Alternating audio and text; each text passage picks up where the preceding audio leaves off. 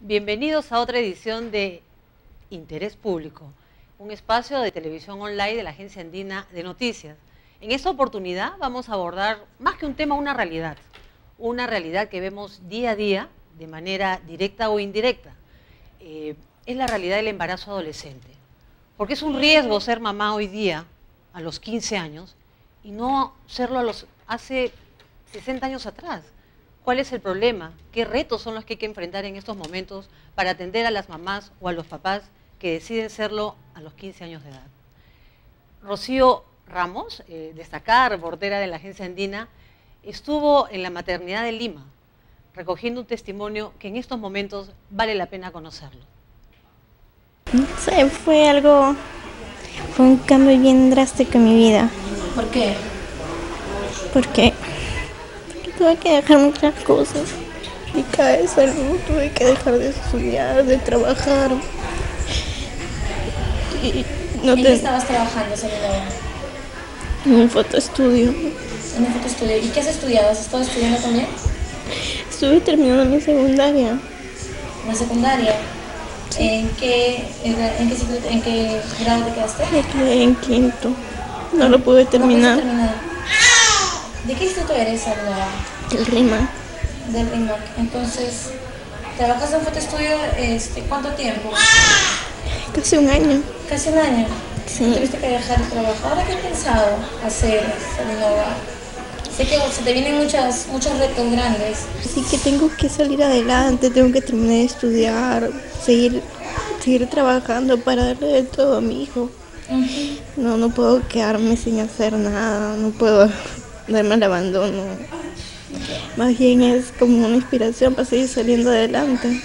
Yo entiendo que en la edad pues entran las ganas de experimentar varias cosas, pero hay varios métodos para cuidarse, para protegerse. Pueden comunicarse con sus padres, con personas mayores en las que tengan confianza. O sea, lo recomendable es que se cuiden bastante. Traer una vida a este mundo es muy difícil, no es un juego. Después de que se enteraron ya decidieron apoyarme y por eso estoy más tranquila ahorita. ¿Crees que fallaste en algo, Nora?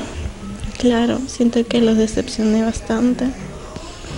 ¿Y por qué crees que pasó eso? ¿Porque no hubo comunicación con ellos? ¿No tenías la confianza? Claro, no tuve confianza con ellos, no tenía comunicación. ¿Ellos trabajan? Mi papá es alcohólico y mi mamá no sé, no tengo demasiada comunicación con ella. Acabamos de conocer un poco de la historia de Juana, la llamaremos así a ella, 18 años, acaba de dar a luz a un bebé en la maternidad de Lima, como se los comentaba, y para entender el testimonio de ella, para comprender sus inquietudes y sus lágrimas, estamos con dos invitados que representan de alguna manera a las instituciones que están preocupadas y atentas a la salud de los adolescentes, ¿no? Estamos, por ejemplo, con el doctor Guillermo Atencio, él es ginecólogo de la maternidad de Lima. En verdad es el Instituto Materno Perinatal, pero más lo conocemos como la maternidad de Lima. Y también con Edgardo Segil. Él es parte de un equipo, es responsable del Servicio Integral de Salud para Jóvenes de Impares, que es una institución que tiene trabajando por lo menos más de 3 décadas, si es que la memoria no me falla, sí, 37 me dice él, en temas de salud sexual y reproductiva en general y fundamentalmente en los últimos años en la atención de los adolescentes. Doctor Atencio, Edgardo Segil, el testimonio de ella es con lágrimas. No sé si todas las adolescentes al dar a luz lloran un poquito por contar su experiencia, pero ella lo hace. ¿Qué recogen de este testimonio? Comencemos con usted, doctor Atencio.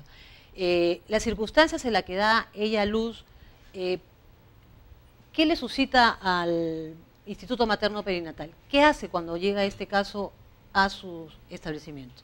Bueno, el Instituto Nacional Materno Perinatal, Maternidad de Lima, más conocido como Maternidad de Lima, tiene un servicio diferenciado de adolescentes, ¿no? Este servicio tiene ya más de 10 años trabajando en este tema y precisamente una de las preocupaciones que se tuvo fue de que había una gran cantidad de pacientes adolescentes que venían para su atención y que no tenían un servicio diferenciado, entonces a ellas se les atendía totalmente y común como las adultas. Sin embargo, la evidencia científica vino demostrando de que un embarazo adolescente es una situación que tiene una serie de factores asociados a ellos y que tiene un impacto médico. Entonces, por esa razón fue que nosotros decidimos diferenciar, hacer un servicio diferenciado de adolescencia. De acuerdo, que es más o menos una decisión del ministerio, porque entiendo que hay como 2.000 establecimientos de salud a nivel nacional, claro, que atienden a adolescentes de manera diferenciada. Así es. Sin embargo, digamos que el testimonio de Juana me plantea la siguiente inquietud, porque no es un problema de ahorita, ya tiene varios años y es un problema hoy, y hace 6 décadas atrás no lo era. ¿Cuáles son los mayores riesgos que presenta un adolescente? Y después entramos con usted, si me permite, Edgardo, para hablar un poco de las razones, ¿no? Claro. ¿Cuáles son los principales riesgos? Bueno, los riesgos son principalmente que están relacionados al soporte social, psicológico, y lógicamente eso tiene un impacto en la salud del adolescente, ¿no? Esos son los principales riesgos que tiene un embarazo. Es decir, si por ejemplo el embarazo tuviera un suficiente soporte, hubieran muchos problemas biológicos que no se podrían tener. Un ejemplo, las adolescentes, por ejemplo, son las que más problemas de náuseas y vómitos tienen durante el embarazo, lo que llamamos hiperemesis gravídicas. ¿Eso está relacionado a qué? A un embarazo no deseado, está relacionado a la falta de apoyo, soporte familiar, depresiones que presentan, por ejemplo, las madres. Entonces eso tiene un impacto sobre la salud de la paciente, hacen más anemia y lógicamente esto hace de que las pacientes entren en una serie de riesgos. Las pacientes adolescentes, por ejemplo, tienen mayor cantidad de anemia que las pacientes adultas. Las pacientes adolescentes, por ejemplo, tienen mayores déficits nutricionales que las mujeres adultas. Las pacientes adolescentes, por ejemplo, hacen más trabajo de parto disfuncional, o sea, dificultan su parto, no por cuestiones de forma de pelvis, es un error, por ejemplo, ¿no? O sea, no es verdad que no porque es su pelvis es pequeña, hay riesgo. Eso nosotros lo hemos demostrado. ¿Por qué? Cuando nosotros hemos hecho, por ejemplo, evaluaciones de estudios en la maternidad de Lima, nuestras pacientes adolescentes primerizas dan un mayor porcentaje por el parto vaginal que las mujeres adultas. O sea, porcentualmente hablando. Entonces, demuestra de que realmente sí podrían dar a luz. Pero ¿cuál es el problema? De que entran en un parto, en una situación emocional de crisis. Entonces, precisamente esto origina una serie de dificultades. O sea, usted me estaría en condiciones... Continúe, Rafael. Entonces, el impacto biológico tiene relación más bien con las bases, estos factores psicológicos sociales. Entonces, para eso nuestro servicio funciona como un servicio multidisciplinario, donde tenemos psicólogos, tenemos asistentes sociales, las enfermeras, las obstetrices, todo el equipo trabaja precisamente para, como usted me hizo la primera pregunta, ¿no?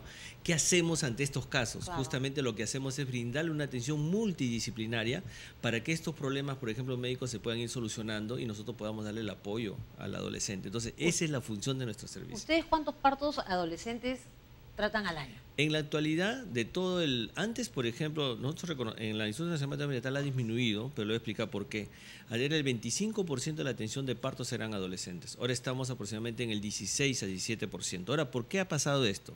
Porque precisamente se han creado mayor cantidad de servicios, ¿no? Y hay una mayor cantidad de atención en las periferias. Entonces, ha mejorado, hay que reconocer que ha mejorado un tanto el acceso. Entonces, nosotros hemos disminuido nuestro porcentaje, digamos, de partos, pero en todo el sistema definitivamente la atención de partos, por ejemplo, de adolescentes está bordeando el 30%. Y hay lugares donde es mucho mayor, ¿no? Entonces, cuando usted me habla de sistema, me imagino que me está hablando de los establecimientos. Pero mi pregunta era bien concreta. El número de casos que atienden ustedes y, digamos, ¿qué perfiles? ¿Son básicamente Lima Metropolitana? ¿Son de otros distritos? Nosotros como Instituto Materno Perinatal atendemos de todo el país, pero básicamente, por ejemplo, en la ciudad de Lima, San Juan del Lurigancho, la zona este, por ejemplo, Ate, Vitarte, son las zonas que nosotros recibimos el mayor volumen de pacientes. Y lógicamente los derivados de todo el país, ¿no? Que también atendemos esos casos, ¿no? Usted ha dicho algo que quiero compartirlo con usted, Edgardo, que a lo mejor lo profundiza con la experiencia que tiene. El doctor ha dicho que emocionalmente llegan mal las chicas, ¿no? Llegan las adolescentes, las jóvenes llegan mal y que esto afecta a su salud de forma directa, ¿no? Tienen más anemia, tienen depresión y seguramente hay factores externos al interior de la familia que los han producido. ¿Qué es lo que pasa? ¿Qué es lo que explica que ellas sean mamás tan chicas, tan jóvenes, ¿no? Estamos hablando ahorita de 15 años, pero hay casos de mujeres más jovencitas, ¿no? Bueno, primero que el embarazo en la adolescencia es algo que no es planificado en su mayoría. En la mayoría de los casos, por no decir el 90 y tantos %, ¿no? Es decir, muy pocos adolescentes planifican y desean un embarazo a tan temprana edad. Partiendo de ahí. Y lo otro es que creo que tenemos que tener en cuenta varios elementos aquí. Es la educación, la formación en casa y qué es lo que la comunidad brinda, ¿no? Es decir, es una triada bastante compleja, pero que también amerita que nosotros discutamos y en el momento podamos quizás traer a colación algunas experiencias. Es decir, me parece interesante e importante lo que viene haciendo el Instituto Materno Perinatal, porque a lo largo de estos tiempos inclusive es modelo de seguimiento de otros países, ¿no? Entonces eso es loable. El tema es que de los 2.000 centros o más de 2.000 centros especializados que se reportan, no están al 100% en actividad todos. Lo que quiere decir que no todas las adolescentes llegan al servicio. Es decir, hay un gran porcentaje que no accede. O sea, ¿hay capacidad instalada ociosa? O sea, ¿está el establecimiento, no llegan? Eso es algo que tendremos que discutirlo en el transcurso, porque también tiene que ver con profesionales, tiene que ver con capacitación, con presupuesto. Es decir, nosotros podemos establecer un programa muy bien establecido y con todo lo que amerita, pero si no tenemos presupuesto, ese programa no existe. Ya, pero para que ellas lleguen a ese momento de enfrentar que seguramente el sistema tiene falencias, hay otros momentos que se pueden atender, que no se están atendiendo y que son los que se producen dentro del hogar. ¿Qué está pasando todavía en los hogares? Hay debilidades y vacíos en la formación. Eso es clarísimo, ¿no? En la casa no se habla de sexualidad porque sigue siendo un tabú, porque sigue siendo un mito. El padre se siente en la incapacidad de hablar y enfrentar el tema porque él también tiene sus propias taras, ¿no? La madre tiene que hablar con la hija, el padre con el hijo, y el mayor acercamiento a educación sexual que tienen los padres es cuando el hijo tiene 16 años y va a salir a una fiesta y le dicen, no quiero problemas, no vengan con tu domingo 7. Es lo más cercano a educación sexual que ellos reciben. Y que le orientan más a la hija que al hijo. Claro, porque en realidad lo que se quiere evitar es un embarazo, pero no se quiere evitar una infección de transmisión sexual, no se quiere evitar un VIH, por ejemplo, y las otras infecciones que existen, ¿no? Porque la más conocida es el VIH, pero existen otros elementos que también, otras infecciones que no estamos tomando en cuenta, que han crecido, que han incrementado, ¿no? El que provenga, por ejemplo, de una familia disfuncional, ¿sigue siendo un argumento importante para que decidan iniciar su sexualidad tempranamente y su maternidad también, en el caso de las chicas y los chicos? Es un factor importante. Las familias disfuncionales, desestructuradas, como quieras denominarlo, tienen un fundamento aquí en la elección de decidir tener relaciones a temprana edad. Porque cada vez que se tiene relaciones sexuales a más temprana edad, eso incrementa el número de hijos, eso incrementa inclusive la posibilidad de que se infecten y por lo tanto dentro de las familias y en las escuelas, porque aquí también estamos hablando de la siguiente casa, el siguiente hogar, que es la escuela. O sea, no hay un programa de educación sexual integral que se esté dando. Hay lineamientos de educación sexual para los alumnos de educación básica regular, pero esta es insuficiente o no hay presupuesto o los profesores están incapacitados o no capacitados y poco sensibilizados. Hay muchos docentes que inclusive abusan de sus alumnos y esto es con el saber y el conocimiento de la comunidad, no es denunciado, no es reportado por múltiples factores, ¿no? ¿Quién llega a la maternidad de Lima, doctor? ¿Cuál es el perfil del adolescente? ¿Llega sola? ¿Llega con familia? ¿Llega con pareja? A ver, sí, me parece justamente interesante ver el tema de cómo llegan estas adolescentes, porque es una característica especial y lo podemos tomar como un ejemplo, ¿no? El 90% de las adolescentes que llegan tienen familias disfuncionales y esto está relacionado básicamente con la desestructuración de la familia. O sea, son familias, por ejemplo, donde no existe la figura paterna o solamente son monoparentales o incluso son criados, por ejemplo, o criadas estas muchachas con personas, la abuela o la tía, que generalmente ha tenido. O sea, se ve claramente un proceso de estructuración familiar ahí en ese tema. El otro tema es el acceso que pueden tener para los métodos de planificación familiar. El 85% de las adolescentes que nosotros hemos estudiado, por ejemplo, han tenido un embarazo no deseado. O sea, ellas no planificaban este embarazo. Por lo tanto, el embarazo no es una decisión que ellos han tomado, ¿no? Lo que sí han tomado como decisión es el iniciar la actividad sexual y que puede estar relacionado de repente a este tema de la institución familiar, la búsqueda de afecto, ¿no? La búsqueda de, por ejemplo, figuras parentales similares.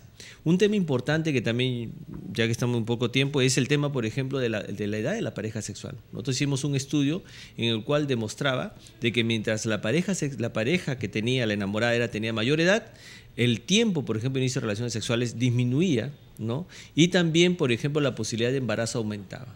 ¿Por qué? Porque generalmente ¿Cómo?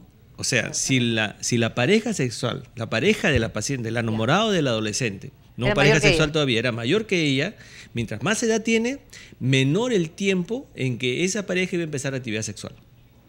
Ah, de acuerdo. O sea, el claro. laxo, por ejemplo. O sea, si una más muchacha de mocoso, 17 más años, rapidito inician sexualmente. no, al contrario. Si la pareja es adulta, es más adulta, inician y relaciones sexuales antes.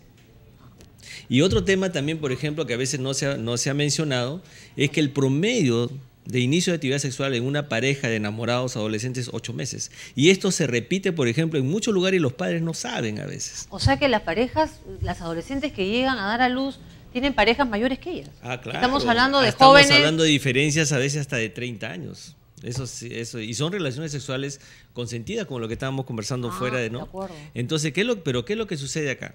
De que muchas veces el adolescente, como no tiene una estructura familiar adecuada, tiene deficientes posibilidades de negociación, de capacidad de ser asertivos, de negociar de repente la postergación de la relación sexual o cómo se va a dar esa relación sexual. Entonces, eso justamente, ¿por qué? Porque digamos que la persona mayor utiliza ciertas habilidades para poder convencer al adolescente de llegar a una actividad sexual. Entonces, ese es un tema que muchas veces no se habla, no se conversa. Claro. Y otro tema también adicional que yo quisiera Están agregar. la verdad que están abandonados. No, En cuanto pero a yo le digo información, una cosa. Muchos padres tampoco no conocen el tema, ni saben. Un estudio, por ejemplo, que hicieron en San Juan del Gancho, que lo hizo una organización muy interesante en este sentido. Miren, pusieron a los adolescentes en un lugar y a los padres y les preguntaban qué método anticonceptivo conocen a los adolescentes y qué métodos conocen los padres que creen que conocen los adolescentes. Los padres contestaron de que los adolescentes no conocían métodos anticonceptivos, o algunos dijeron, bueno, mi hija conocerá pues el DIU, el preservativo, ¿no? La sorpresa, ¿cuál fue? De que el 80% de adolescentes sí conocían la mayoría de métodos anticonceptivos, pero los padres no sabían que los adolescentes conocían los métodos. O sea, la educación y la información que reciben los adolescentes no viene precisamente de la O familia. sea, sigue siendo entre pares. Así sigue es. siendo entre pares. ¿Y qué tipo de información Claro, reciben? así es. Equivocada, ¿no? Y el otro, disculpe, es chicos, tienen que preguntar. definitivamente el acceso a los métodos, como dijo, el acceso al sistema. Ahora, Ese usted también es un es problema. 85% según la estadística del Instituto Materno Perinatal, de las chicas que llegaron ahí, las adolescentes, no deseó su embarazo. Con la información que cada día nos golpea más la conciencia, el ánimo y todo, ¿qué razón nueva hay hoy, señor, para explicar por qué no usan el método? ¿Les da miedo? ¿Creen que no es importante? Siempre este sentimiento de invulnerabilidad que hay en los jóvenes persiste. ¿Cuáles son las razones? Esa es la respuesta, en realidad. Es una cuestión de actitud, más que de conocimiento. Es decir, la actitud de sentirme invulnerable a que me va a pasar algo, a que me voy a embarazar, porque sigue existiendo todavía la creencia de que la primera vez no te embarazas, de que si después de tu primera relación sexual te paras de cabeza o comienzas a saltar, no te vas a embarazar. Son mitos que nos parece, de verdad, nos parece gracioso, pero se va trasladando de décadas en décadas. Y estos chicos y chicas que creen que no les va a pasar nada, lo siguen transmitiendo, ¿no? Ahora es importante el tema del acceso a información y a métodos. Porque a servicios tenemos el CIS, tenemos diferentes formas de llegar a una curación, pero no a la prevención. Estamos muy acostumbrados culturalmente a acudir cuando tenemos el dolor encima, un dolor de muelas, una quemadura, es decir, en general, pero no estamos, digamos, culturalmente concientizados para ir antes de una relación sexual. Es muy bajo el porcentaje de adolescentes que acude a un servicio a pedir un método anticonceptivo, y esto tiene varias razones. El personal no está lo suficiente aún capacitado, es decir, puede inclusive que esté capacitado, pero no está sensibilizado. ¿Qué nos pasa a nosotros con algunos médicos capacitados todo el tiempo en el servicio? Que de cuando en vez le sale el papá, la mamá, y comienza a juzgar las actitudes y los comportamientos. En la adolescencia y en la juventud es en la etapa en donde se recambia de pareja constantemente. Siempre digo yo, en la búsqueda del amor ideal, del amor perfecto, del amor de novela. Entonces vamos cambiando. Yo podría decir y hacer una pregunta aquí a los presentes: ¿cuántas veces cambiaron de parejas en la adolescencia y juventud? ¿No? Entonces tenemos que hacer la reflexión. Y en la adultez, perdón, porque somos modelos y referentes. Y ¿no? algunos inclusive Claro. pueden continuar haciéndolo. Así es, ¿no? claro. Ahora se espera, y nos reímos seguro, porque se espera que en la adultez ya hayamos alcanzado un nivel de madurez y elegido pues una relación de pareja única, monógama.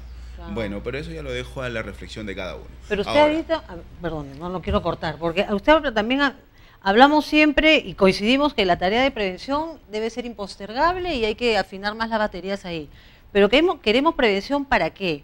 Para que no lleguen al establecimiento a pedir un método anticonceptivo o para que conozcan tanto su cuerpo y a sí mismo como para elegir en qué momento se inician sexualmente. creo que tiene que ver Ahí con le el dejo la asunto pregunta a los de la dos. postergación del inicio de la relación sexual. Ojo, no estamos promoviendo que las personas o los adolescentes usen un método para que ya de una vez aquí mamá hasta puedo instalar un hotel para que tengan relaciones. No, ese no es el asunto, no es el negocio en todo caso. Lo que estamos promoviendo es que el adolescente se informe, tome decisiones informadas, conscientes, ¿no? Y con el ejercicio de derecho a tomar decisiones por sí mismo. Si tener ahora, postergarla para cuando esté preparado y con una pareja estable, ¿no? O también por un tema de derecho al placer.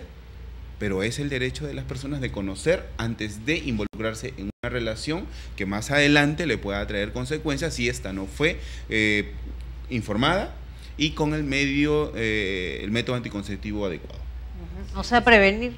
Claro. Para, Yo ¿qué creo, dice usted? precisamente hay un tema ahí que yo pienso que lo que tenemos que hacer los educadores, los padres de familia, es conocer qué pasa con esos adolescentes. Por ejemplo, yo le mencioné el tema de los 8 meses, ¿no? Y lo hice con la intencionalidad de que toda la gente sepa esto. Entonces, si unos padres saben, que su adolescente, que su hija adolescente tiene un enamorado mayor, hay que parar las orejas.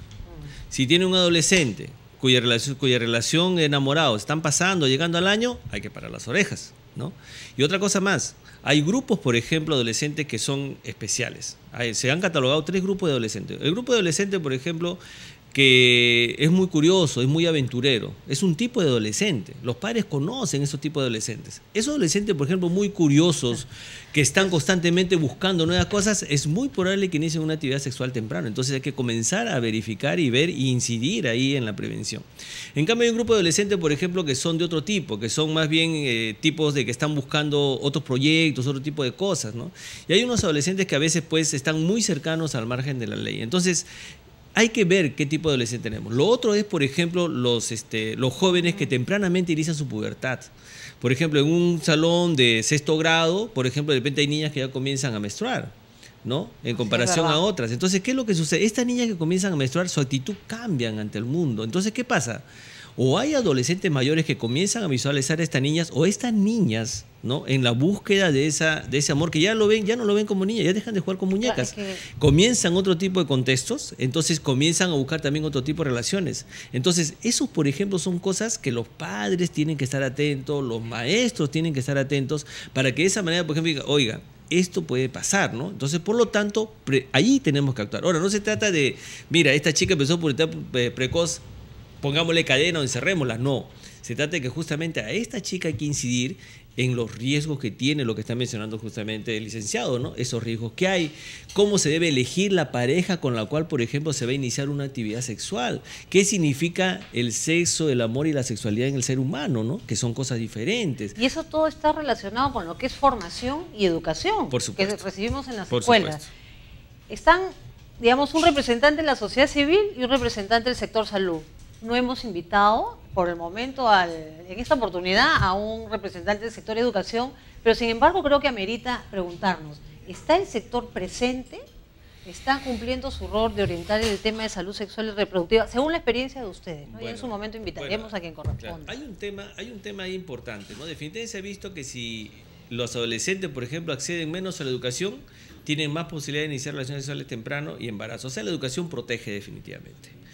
La educación de alguna forma le brinda al adolescente proyectos de vida. Entonces, no solamente creo que yo es el tema de la educación sexual, es muy importante, pero es muy importante que la educación ya se vea también como un soporte en los adolescentes. Entonces, un soporte para formar su identidad, su personalidad. Y eso es lo que permite. Ahora, una cosa más, se ha comprobado de que además de la educación sexual y todo ello, es que la sociedad tiene que ayudar en ese tema. O sea, nosotros tenemos que estar comprometidos con pensar de que no es porque, por ejemplo, el adolescente quiso embarazarse, sino el embarazo adolescente es consecuencia de la incapacidad que tenemos como sociedad de poder brindarle a esos adolescentes todo lo que hemos estado hablando acá.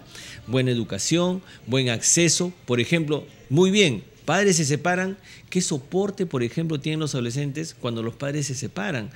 Si no tienen un soporte, por ejemplo, familiar intrínseco, ¿la sociedad qué está haciendo? Entonces, claro. El Estado debe responder ante eso, hasta protegerlo, por ejemplo, a estas adolescentes. Ahí está el tema, ¿no? Dígame, Edgardo, ¿usted cree que todavía el sector de educación tiene una tarea pendiente respecto a lo que es, por lo menos para empezar, ¿no? Lo que es la educación sexual y reproductiva en los escolares? Yo creo que tiene una gran deuda, ¿Todavía? Porque a través de los años no estuviéramos hablando de estas cifras si el Estado a través del Ministerio de Educación hubiera intervenido como corresponde, ¿no? Es decir, existen lineamientos, voy a insistir con esto, de educación sexual integral desde el año 2009. A la fecha se han hecho muchos intentos de capacitar a los docentes, de brindarles herramientas, a través inclusive de financiamiento externo con el Fondo Mundial, la Unión Europea, etcétera.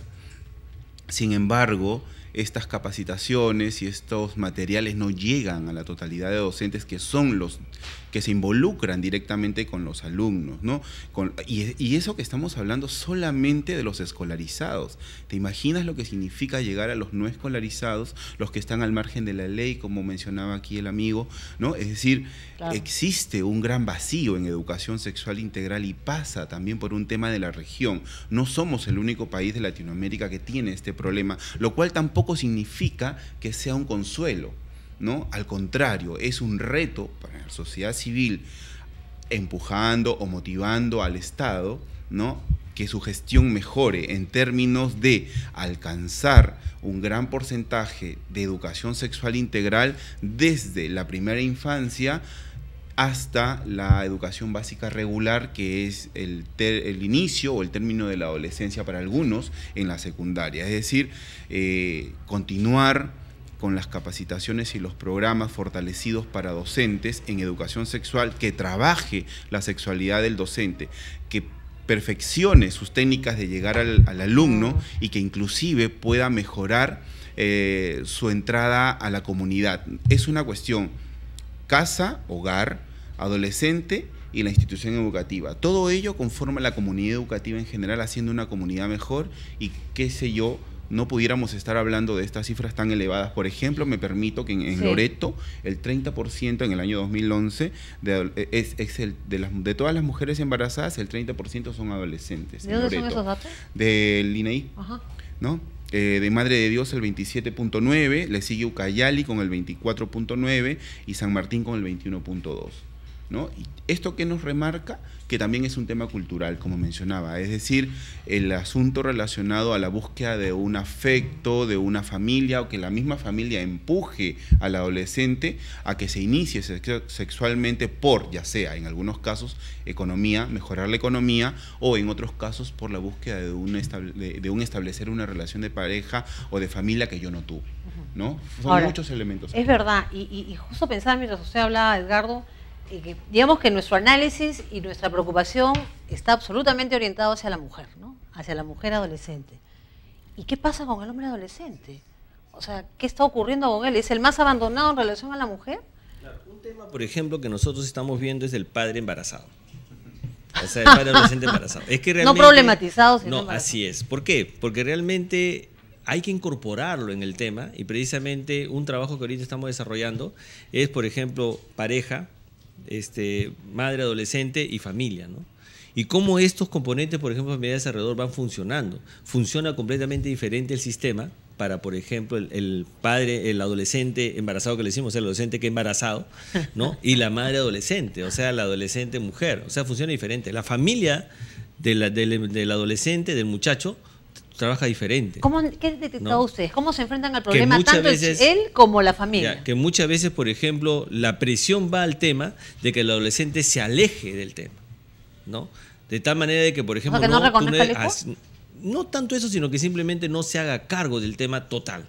Incluso, por ejemplo, el caso de que los hagan viajar, el caso de que los hagan, no simplemente no mantengan, no reconozca y no confirme su paternidad, ¿no? O que no participen en el proceso. Que no participe en el proceso.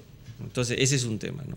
Entonces, y el adolescente, como tiene una gran capacidad, por ejemplo, de pares que están alrededor, que también potencian esa actitud, entonces muchas veces terminan, y por eso es que tenemos adolescentes como la has puesto Juana, Juana, que precisamente no tiene la pareja. ¿Cuántas son? ¿Qué porcentaje? Más o menos, yo le diría que es un 75-80%, es bien alto, de muchachas que no tienen pareja, ¿no? Y que precisamente han sido abandonadas. Entonces, ese es un tema también crítico, porque el otro problema, ¿cuál es? De que estas adolescentes, su soporte social se cae, porque muchas familias no le dan la espalda. No tienen apoyo de pareja, entonces tenemos esas crisis. O sea, es una suma de abandono. Así es. La familia natural la rechaza. Así es. La familia de la pareja también, porque como si fuera la culpable y él no. Así es. Por eso le digo, ¿no? Por eso y le la digo comunidad porque los escucha. Y la comunidad. Entonces, todo ese tema, por ejemplo, es un tema que está relacionado directamente pues, con la manera como se ve el embarazo en el adolescente. Y una cosa yo creo que sí es importante. Lo que pasa, y yo quiero aprovechar esta oportunidad para dar esos mensajes, ¿no? De que se niega la sexualidad del ser humano. O sea, muchos padres, por ejemplo, niegan la sexualidad del adolescente. O sea, y nosotros, estoy hablando no de la relación sexual, sino de la sexualidad como tal, ¿no? Que nosotros somos seres, por ejemplo, que desde que nacemos tenemos sexualidad. Se niega la sexualidad del niño, se niega la sexualidad del adolescente y se acepta la sexualidad, por ejemplo, de la pareja monógama, casada, etcétera. O sea, es la que socialmente sí solamente debe aceptarse. Cuando realmente ahora ya se reconoce de que la sexualidad desde que nacemos la expresamos. Entonces, y la expresión viene cambiando, ¿no? No estamos hablando de que sexualidad es igual a relación sexual. En cambio, el adolescente, justamente cuando se inicia la exploración heterosexual, ahí es donde nosotros tenemos que aceptar también esos procesos que vienen dándose normalmente y que la familia tiene que entender. Entonces, esa negación también origina problemas, ¿no? Y esa negación está afectando a los adolescentes que están llegando, por ejemplo, a impares. ¿Ustedes cómo orientan a ese joven adolescente que llega a su institución? Bueno, primero que nada, y también lo comentábamos hace rato, que nosotros tenemos un servicio de prevención, ¿no? Lamentablemente no contamos con una hospitalización para llegar al parto. Por lo tanto, trabajamos antes, durante y luego en el momento del parto ya la adolescente acude a un servicio que mejor Entonces se lo pregunto de otra manera. ¿Qué mensajes preventivos ustedes orientan a los jóvenes adolescentes, a los varones? Primero es darles todas las herramientas necesarias para la prevención, es decir, nosotros no tenemos una priorización de un método moderno o natural. Nosotros promovemos todos los métodos anticonceptivos, promovemos todas las formas de prevención y sobre todo el conocimiento del propio cuerpo, el ejercicio de derechos sexuales y reproductivos, por ejemplo, y en todo caso el derecho a decidir. Tener, postergar o no tener relaciones sexuales. Y a conocer su cuerpo, porque me da la impresión de que no conocen su cuerpo, que no conocen su aparato reproductivo, porque deben de imaginarse que si una mujer sale embarazada es porque hay un espermatozoide que se introduce. Mira, podría mencionarte un par de ejemplos, pero no sé si sea la hora adecuada. Es decir, muchos adolescentes en el afán de mantener la virginidad tienen relaciones sexuales orales, anales, ¿no? Y siguen creyéndose que son vírgenes, por ejemplo, porque ese es un prejuicio y una información que se va transmitiendo y que tienes que llegar virgen al matrimonio. Claro, pero ¿qué pasa con los chicos? ¿Qué les dicen ustedes? En el caso de los adolescentes hombres trabajamos en programas de masculinidad, por ejemplo, ¿no? Es decir, la equidad de género cruza todos los vectores en nuestra institución, desde el portero hasta el director ejecutivo y la junta directiva.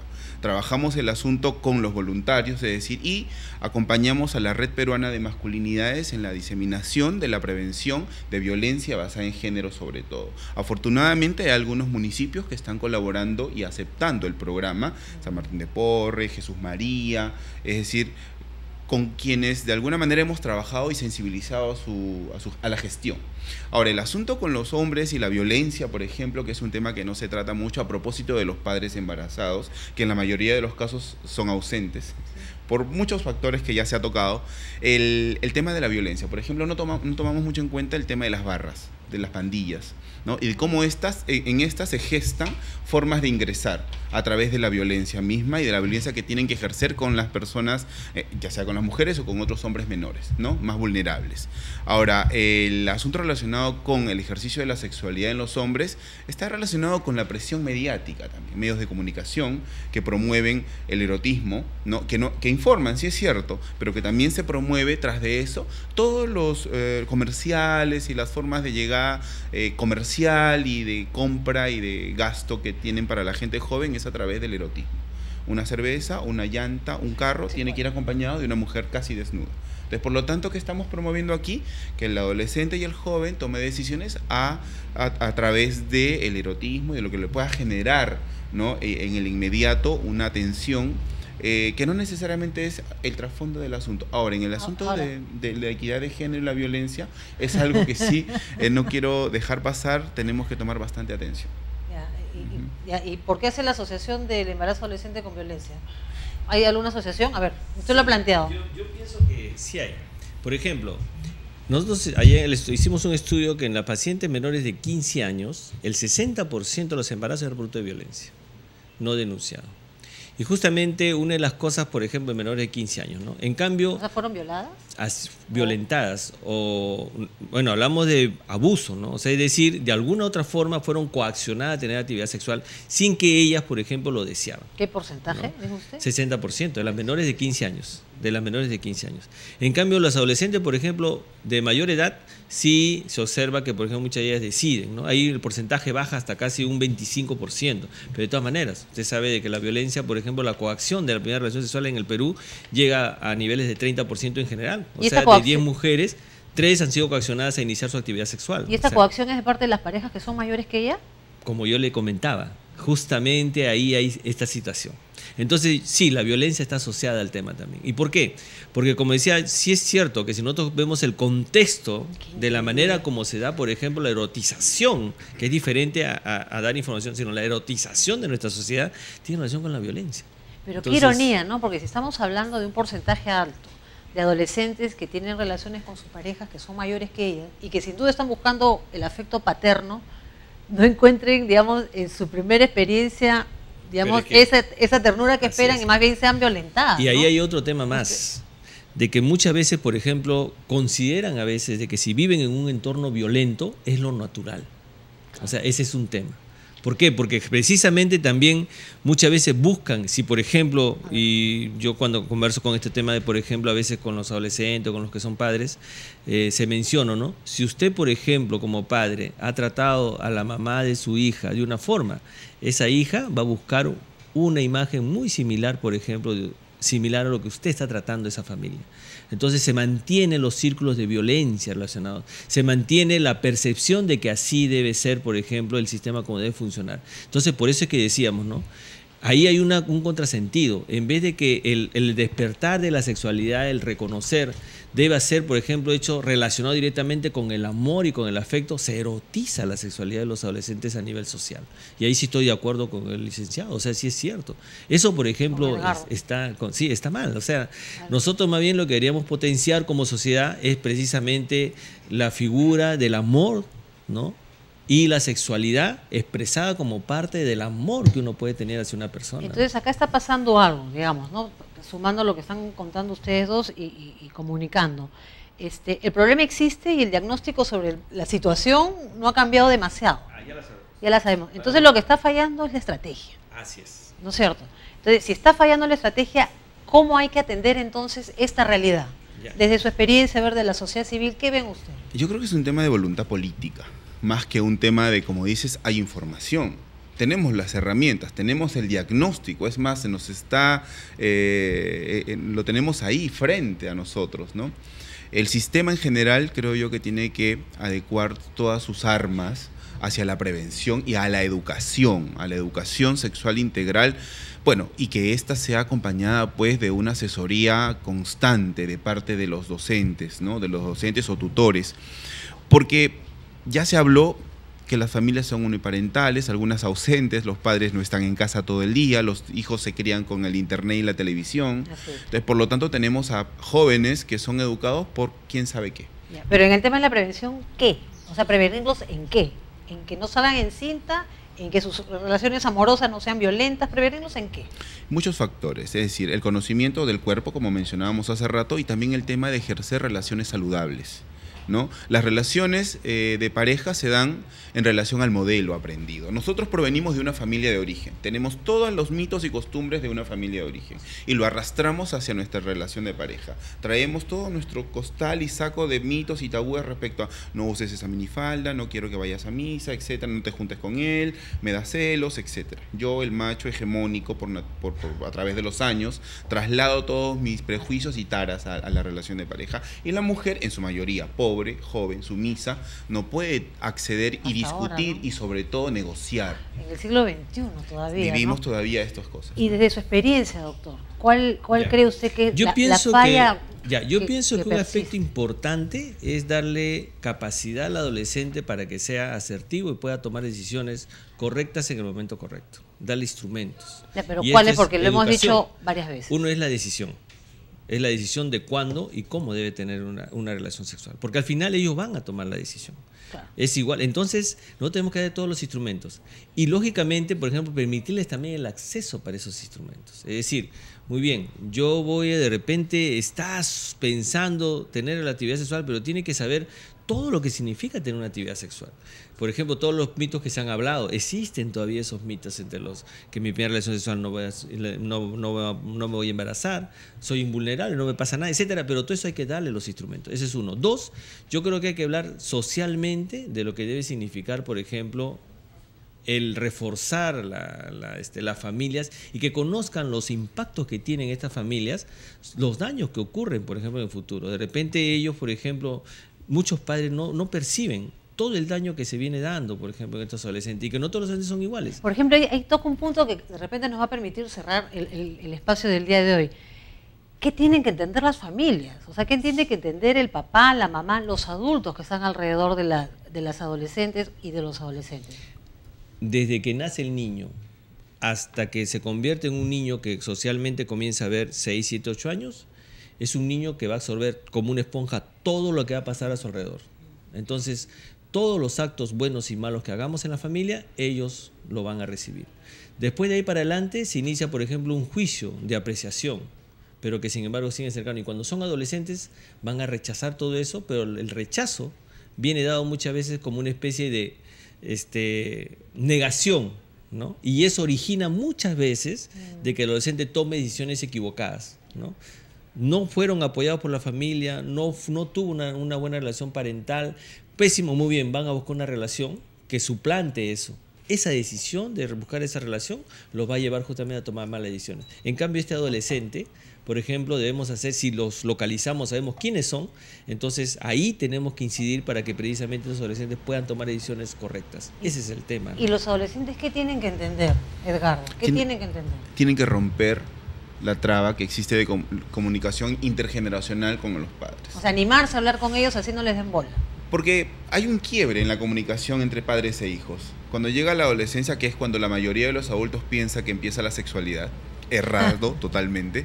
Claro, porque evitamos y como decimos, negamos la sexualidad antes, ¿no? O sea, eso es verdad, la sexualidad humana se niega, claro. Pero no saben los padres que los chicos, los adolescentes ya están teniendo actividad sexual o están conociendo sobre ella, ¿no? Ahora, ¿qué tienen que saber los padres al respecto? Me preguntabas, ¿no es cierto? Los adolescentes. ¿Qué tienen que saber los adolescentes? Claro, porque esto de romper la brecha intergeneracional es bien importante y son ellos, a pesar de la edad tan difícil, que tendrían que dar también el primer paso, ¿no? Exacto. Eso sería un mensaje. Tiene que ser de los dos lados, porque ya se habló de parte de los padres, ¿no es cierto? Ahora, los adolescentes tienen que también empezar a cuestionar y a preguntar y a acercarse. Ahora, esto es bien complicado, porque el adolescente lo que menos quiere es estar con el papá, sí, es acompañarlo y contarle sus problemas. Por más democrático que sean los papás. Exacto, ¿no? Porque ya lo siente como invasivo, porque ya lo siente como que estás en mi territorio, ¿no? No. Pero creo yo que, y es más, las estadísticas, hay estudios en donde a la pregunta, ¿con quién deseas obtener más información o la primera información en sexualidad? El gran porcentaje responde que con los padres. Pero en la pregunta, ¿quién te informó la primera vez de sexualidad? Mi amigo. sigue Entonces, siendo el tema. y eso A no- todos nos y- ha pasado, digamos, ¿no? Y Digamos. eso se reafirma con las estadísticas que tenemos. El amigo te informa de muy buena gana, con muy buenas intenciones, Claro. pero está más perdido que O sea, la verdad que el reto, el desafío es educación. Es importante. Los padres muchas veces tampoco no tienen toda la información. Claro. O sea, ese es Bueno, un tema lo también. que pasa es cómo rompemos el Así es. círculo vicioso. Yo ¿no? creo Los, que ahí, los profesores no yo tienen creo que información, ahí- los papás. no, nadie es que ahí tiene. justamente creo que una gran responsabilidad en dónde está. Medios de comunicación, yo sí creo que cumplen un papel porque son masivos. Entonces, una cosa, usted sabe, crean y levantan y hay muchas cosas de esas, pero también hay un tema importante, es el tema educativo definitivamente. Yo creo que ahí hay que trabajar muy fuerte con quienes están cerca de ellos, para que vean, por ejemplo, quién es la chica que de repente ya está teniendo cambios, que vea, por ejemplo, qué cosa es lo que están pasando. O sea, los profesores tienen que darse cuenta, Sí. porque si, por ejemplo, los padres no tienen la capacidad, los profesores y los educadores sí tienen la obligación. Yo pienso que ahí sí el tema educativo, y estoy completamente de acuerdo con que la educación sexual debe darse en todo ese sentido, ¿no? Así. Bueno, es una pena, el tiempo pasa y tenemos que ponerle punto final a esta situación, a esta realidad que hemos comentado esta mañana, y está en sus manos, en la suya, papá y mamá, en saber qué hace con la información que ha podido escuchar de estos dos especialistas, qué hace con el adolescente o la adolescente que está en su casa. ¿Y qué hace el adolescente, chicos, ustedes, para que esta vivencia de su sexualidad no sea dramática y sea más bien feliz? Les agradecemos a ustedes, doctor Guillermo Atencio, gracias por estar con nosotros, Edgardo Segil, también gracias por estar con nosotros, y a ustedes hasta la próxima.